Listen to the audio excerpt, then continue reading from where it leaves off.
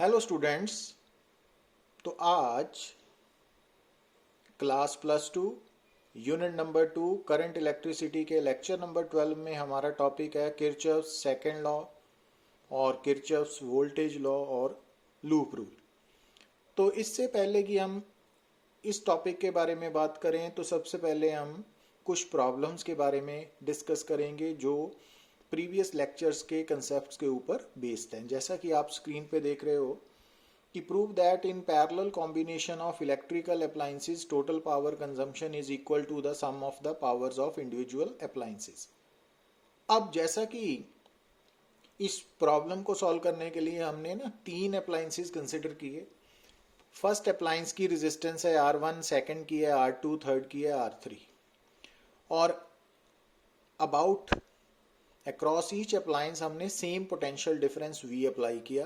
तो हर अप्लायंस में कितनी पावर कंज्यूम होगी? P1 फर्स्ट के अंदर V²/R1, सेकंड के अंदर V²/R2, थर्ड के अंदर V²/R3। अब जब ये तीनों अप्लायंसेस इन पैरेलल कनेक्टेड हैं across the same voltage V, तो टोटल पावर कितनी कंज्यूम होगी? तो वो होगी V² equivalent resistance of parallel combination RP। अब 1/RP की वैल्यू क्या होती है? 1/R1 plus 1/R2 plus 1/R3। तो यहाँ पे सब्सिट्यूट कर दी ना, तो वहाँ से इसको एक्सपेंड किया तो V²/R1 प्लस V²/R2। अब यहाँ इन इक्वेशंस को यूज़ करके यहाँ पे सब्सिट्यूट कर दिया। तो यहाँ से क्या प्रूव हुआ कि अगर अप्लायंसेस इन पैरेलल कनेक्टेड हैं और उनके अक्रॉस जो पोटेंशियल डिफरेंस है वो सेम रहता है, चाहे इंडिविजुअल अप्लायंस है चाहे इन पैरेलल कॉम्बिनेशन है, तो जो total power consumed in parallel combination है वो sum of the powers consumed in individual appliances आएंगी ना। तो ये प्रूव हो गया। तो ये रिजल्ट भी आपने याद रखना है ना। अब अगर हम बात करें प्रॉब्लम नंबर 2 की, prove that in series combination of electrical appliances the reciprocal of total power consumption is equal to the sum of the reciprocal of the powers of individual appliances. तो अब इसमें अगेन वही बात कि हमने 3 appliances consider किए। हर एक appliance की रेजिस्टेंस R1 है, हर अप्लायंस के क्रॉस पोटेंशियल डिफरेंस V है और हर अप्लायंस की जो पावर है P1, P2, P3 वो हमने V²/R से निकाल ली है ना। तो ये इक्वेशंस बन गई। अब जब ये तीनों अप्लायंसेस इन सीरीज है और सीरीज कॉम्बिनेशन के अक्रॉस भी पोटेंशियल डिफरेंस V है, तो अब टोटल पावर कितनी आएगी? V²/RS। अब RS क्या है? तीनों की सीरीज रेजिस्टेंस की इक्विवेलेंट रेजिस्टेंस। अब RS की value R1 plus R2 R3 होती है ना, तो वो हमने सब्स्टिट्यूट कर दी। अब इसका रेसिप्रोकल ले लीजिए आप। तो अगर P की value V²/R1 plus R2 plus R3 है तो 1/P क्या होगी? R1 plus R2 plus R3/V²। अब इसको सेपरेट कर दिया ना, तो अब R1/V² क्या है? यहाँ से देखिए तो 1/P1। तो ये प्रूव हो गया जो रिक्वायर्ड है ना, कि सीरीज कॉम्बिनेशन में जो reciprocal of total power consumption है वो किसके बराबर होता है? Sum of the reciprocal of the powers of individual appliances. अब आप बात करते हैं प्रॉब्लम नंबर 3 की, है ना। यहाँ पे आप ध्यान से देखिए कि an electric kettle was marked 500 watt 220 volt and was found to raise 1 kg of water at 20 degree Celsius to the boiling point in 20 minutes। तो एक इलेक्ट्रिक केटल है जो 220 वोल्ट पे कितनी पावर कंज्यूम करेगी? 500 वाट। तो इस केटल से हम 1 kg ऑफ वाटर जो 20 डिग्री सेल्सियस है उसको बॉयल करना है इन 20 मिनट्स। मीन्स फाइनल टेम्परेचर करना है 100 डिग्री सेल्सियस। तो इट मीन्स जो केटल है ना उसकी इनपुट तो इलेक्ट्रिक एनर्जी है, इलेक्ट्रिक पावर है 500 वाट, पर इसकी जो आउटपुट पावर है वो है कि जो energy consumed in raising the temperature of water. तो energy required to raise the temperature of water क्या होता है? MC delta theta. अब मास kg में गिवन है, स्पेसिफिक हीट पानी की 4200 जूल पर kg पर केल्विन गिवन है और चेंज इन टेम्परेचर 100, क्योंकि final boiling point of water क्या है? 100 डिग्री सेल्सियस -20 तो 80 डिग्री सेल्सियस 80 सेल्सियस डिग्री या फिर 80 केल्विन, है ना। Change in temperature Celsius scale और केल्विन स्केल में सेम होता है, तो यहाँ पे सब्स्टिट्यूट करके ये एनर्जी पानी को बॉयल करने में चाहिए, इतनी एनर्जी ना, और इसके लिए कितना टाइम लगा, 20 मिनट्स।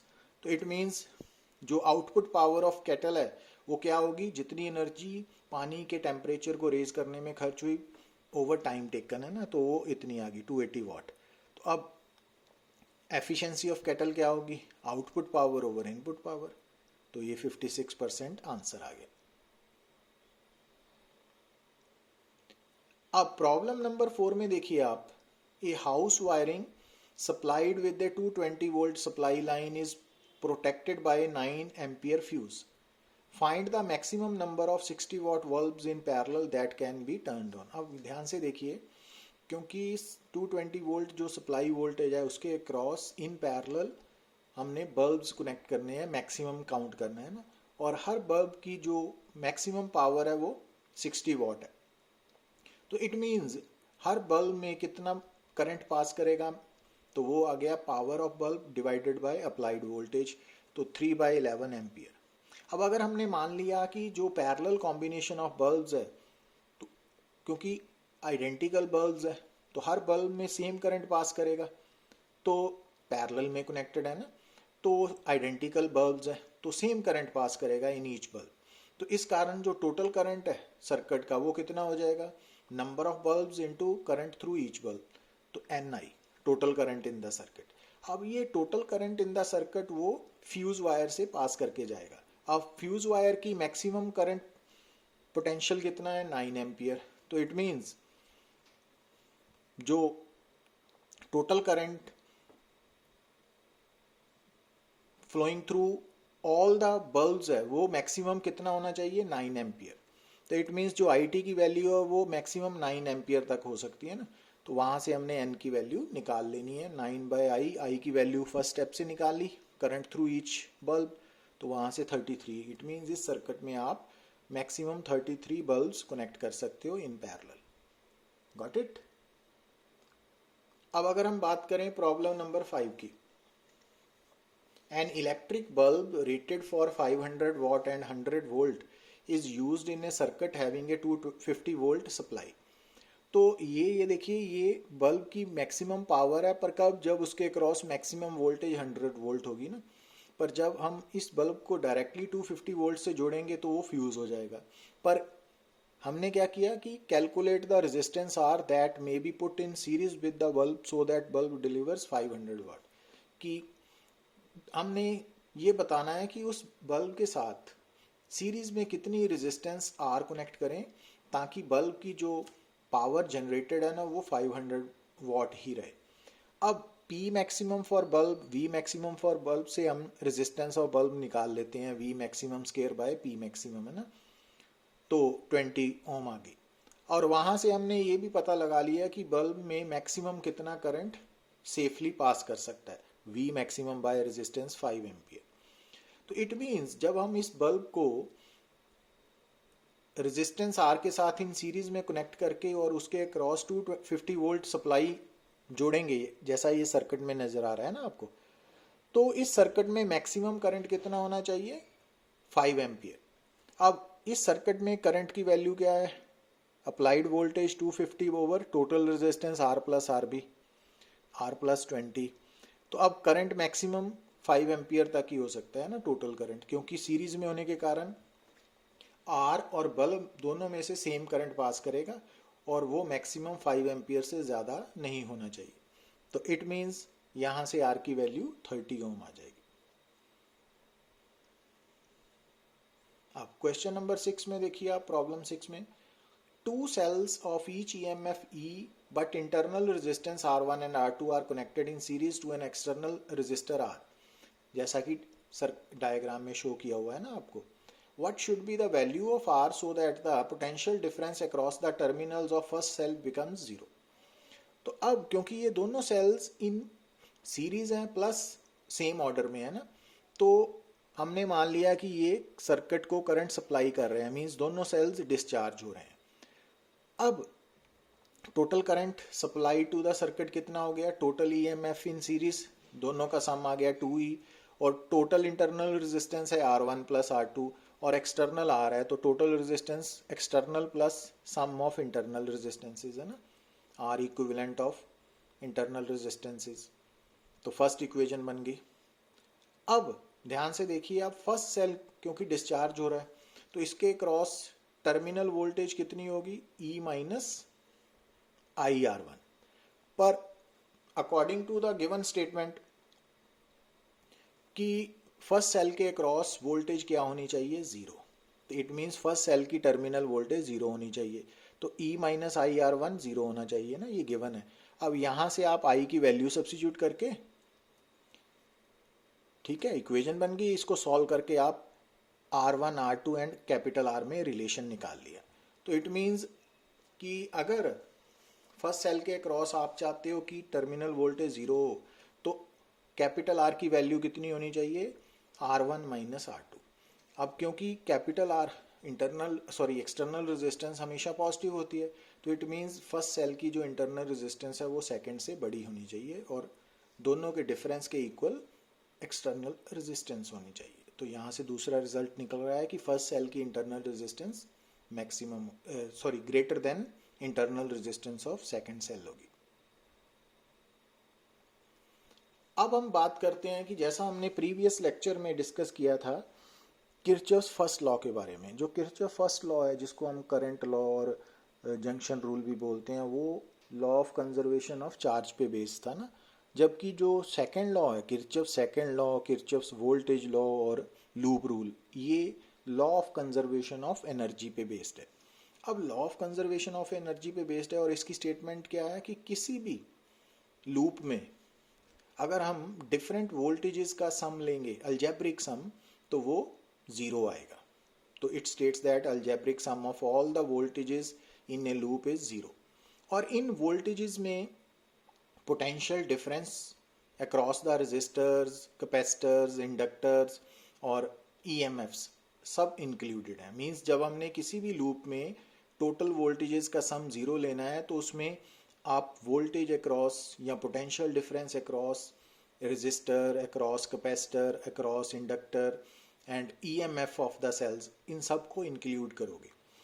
तो अब इसको अप्लाई करने के लिए, क्योंकि यहाँ अलजेब्रिक सम है, तो जब आप वोल्टेजेस का अलजेब्रिक सम लोगे तो आप इन वोल्टेजेस को प्लस माइनस साइन असाइन करोगे, ठीक है ना।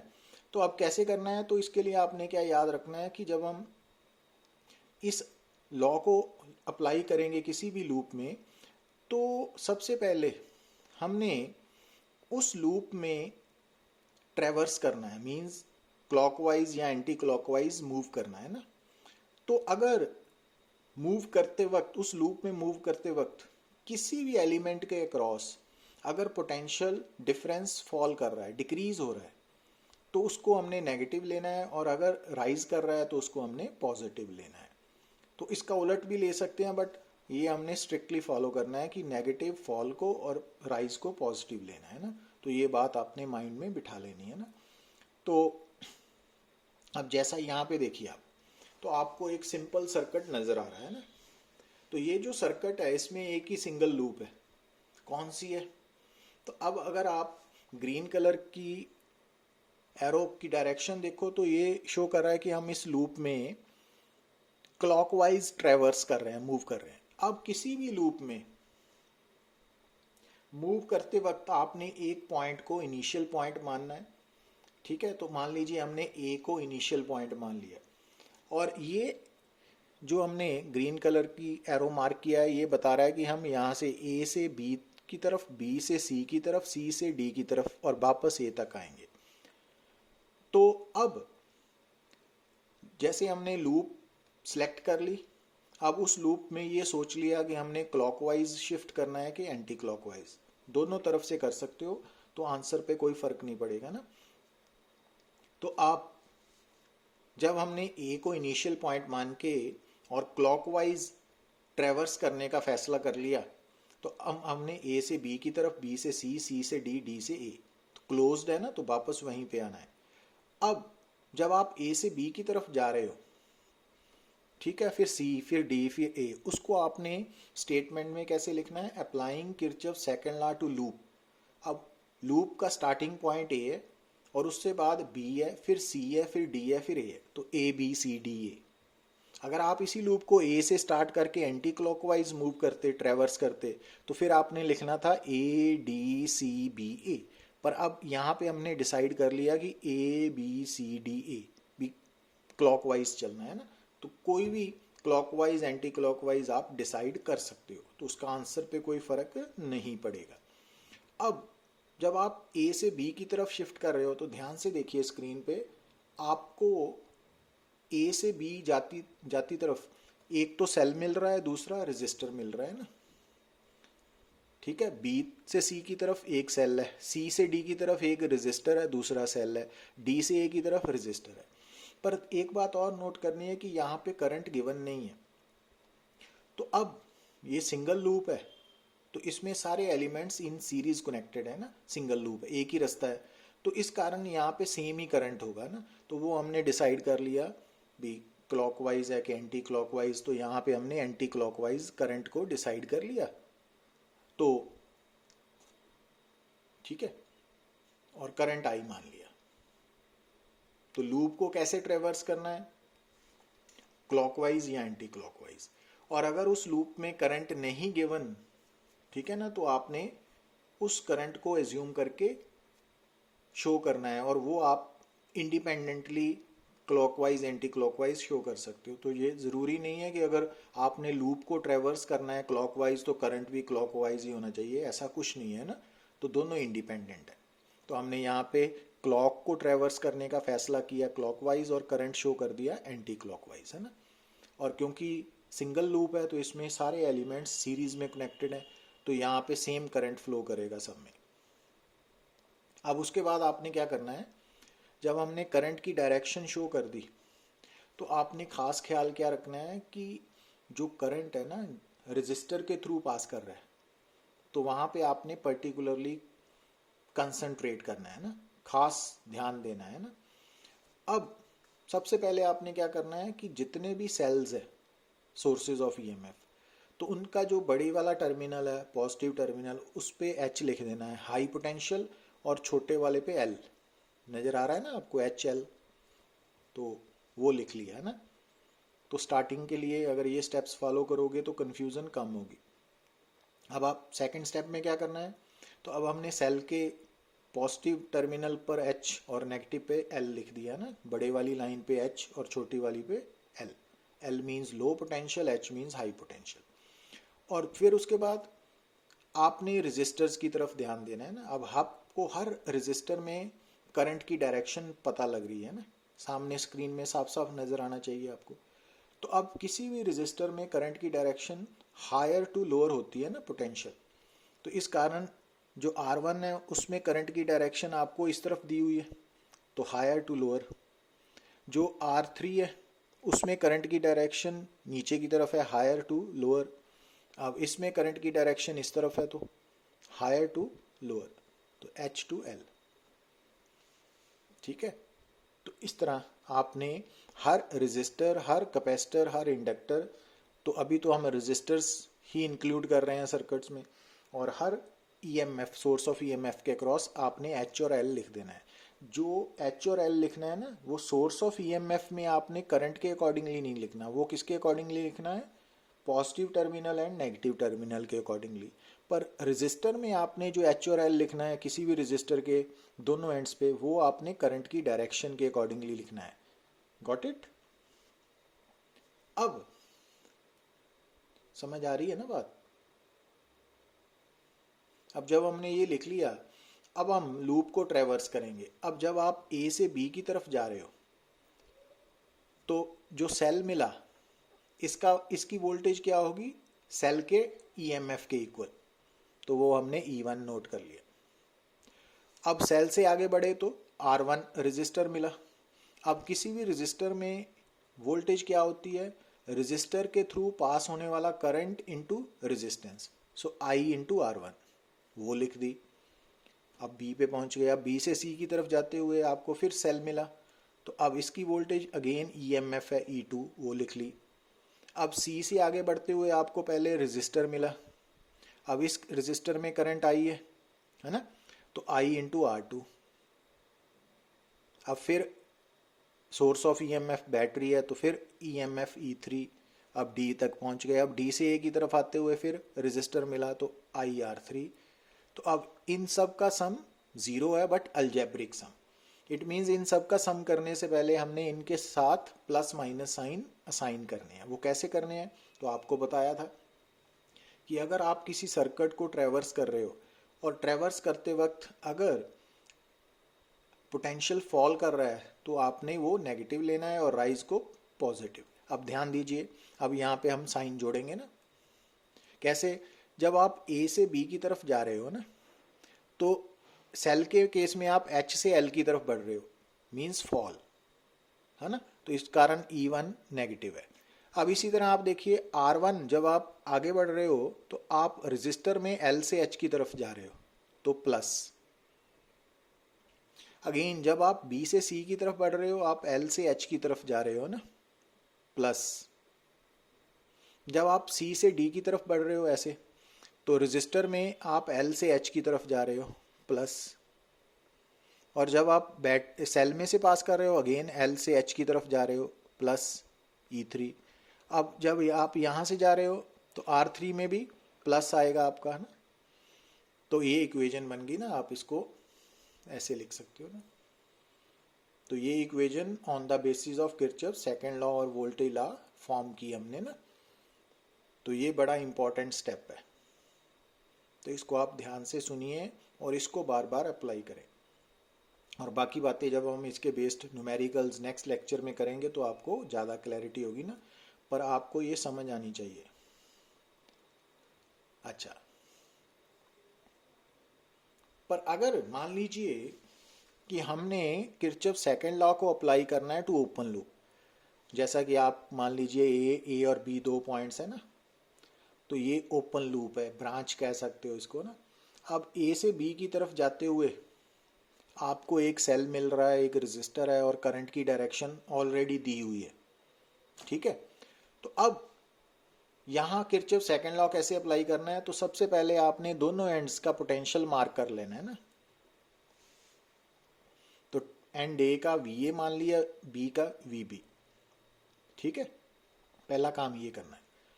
अब सबसे पहले आपने क्या करना है कि जो स्टार्टिंग एंड है, अच्छा उसके बाद आपने वो एच और एल लिखना है ना। अब क्योंकि ई में एच कौन सा लिखते हैं, करंट के अकॉर्डिंगली नहीं लिखते, कौन सा लिखते हैं, बड़े वाली लाइन को एच, छोटे वाली को एल। और रजिस्टर के केस में जो एच और एल लिखते हो वो करंट की डायरेक्शन के अकॉर्डिंगली लिखते हो। रजिस्टर में करंट हमेशा एच टू एल होगा, तो ये बात ध्यान रखनी है ना, वो लिख लिया। अब हमने डिसाइड कर लिया कि हम ए से बी की तरफ जाएंगे ना। जब हमने ए से बी की तरफ जाने का फैसला कर लिया, तो अब सबसे पहले आपने स्टार्टिंग पॉइंट ए का पोटेंशियल लिख लेना है, वो लिख लिया वी ए, प्लस उसके बाद ए से बी की तरफ जाते हुए आपको सेल मिला तो उसका ईएमएफ लिख लिया ई, प्लस उसके बाद आपको मिला रजिस्टर, तो रजिस्टर के अक्रॉस वोल्टेज कितनी लेनी है, current into resistance I R लिख लिया। और उसके बाद फाइनल पॉइंट आ गया ना, तो is equal to potential of final point. तो ओपन लूप में आपने किरचॉफ सेकंड लॉ कैसे अप्लाई करना है, इनिशियल पॉइंट का पोटेंशियल प्लस जितने एलिमेंट्स रास्ते में आएंगे उनका वोल्टेज प्लस करते जाना है, is equal to final point का पोटेंशियल। पर अब यहाँ पे आपने ई और आई आर के साथ साइन भी देना है ना, प्लस माइनस साइन। वो कैसे दोगे कि जब आप ए से बी की तरफ जा रहे हो तो जो सेल है ना, पहले एच आता है फिर एल आता है ना। ए से बी की तरफ जाने पर फॉल कर रहा है तो ई नेगेटिव लिखोगे। और इसी तरह जब आप रजिस्टर से आगे बढ़ते हो तो एच से एल की तरफ जा रहे हो ना, तो अगेन आई आर भी नेगेटिव आएगा ना। अब यहां से आप V A minus V V की वैल्यू निकाल सकते हो ना, गॉट इट। तो ऐसे अप्लाई करनी है। तो इसको प्रैक्टिकली क्यों करना पड़ेगा वो हम नेक्स्ट लेक्चर में है ना, वहां पे न्यूमेरिकल प्रॉब्लम्स को सॉल्व करते वक्त देखेंगे। क्योंकि जो किरचॉफ्स फर्स्ट लॉ और सेकंड लॉ है, बेसिकली वे किसी भी तरह के इलेक्ट्रिक सर्किट को सॉल्व करने के लिए ज़रूरी है ना, क्योंकि कई सर्किट्स होते हैं जिसपे आपको मालूम पड़ जाता है कि कौन से रजिस्टर सीरीज में है, कौन से पैरेलल में है, पर कई कॉम्प्लिकेटेड सर्किट्स होते हैं तो उनमें किरचॉफ फर्स्ट और सेकंड लॉ अप्लाई करना इजी रहेगा। एक्चुअली फर्स्ट लॉ और सेकंड लॉ किरचॉफ ये हर सर्किट में सिंपलेस्ट से कॉम्प्लिकेटेड हर तरह के सर्किट में अप्लाई हो सकते हैं।